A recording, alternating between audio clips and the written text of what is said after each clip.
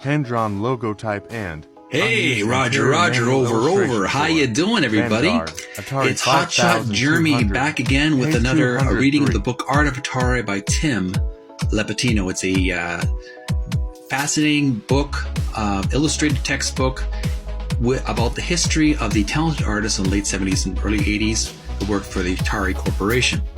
This is Video Gamers Oasis, so make sure to give it a follow if you like what you see. Send some likes, send some love. We're going to get right into the continuation of our reading of the history of Vanguard for the Atari 2600. Previously, we looked at page 202.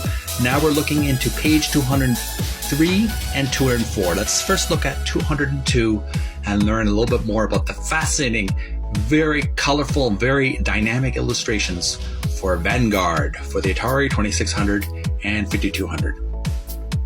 Now, as you can see on page 203, there's a lot of artwork to take in for this one page only. So we're going to take a little break and look at an individual artwork, and we're going to examine them individually on this page.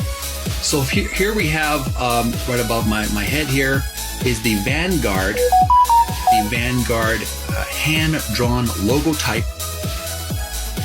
The game is called Vanguard Home Packaging. So we can see back then, back in the 80s, late 70s, they didn't have the luxury of computer graphics programs like CorelDRAW, Adobe Photoshop, InDesign, PageMaker.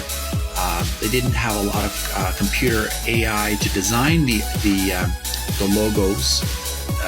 Things were done by hand. People used to have something called a light table, and they would use pens, pencils, rulers, straight edges, a light bulb under the light table, and they would trace geometric shapes for the logos for the games that they would design.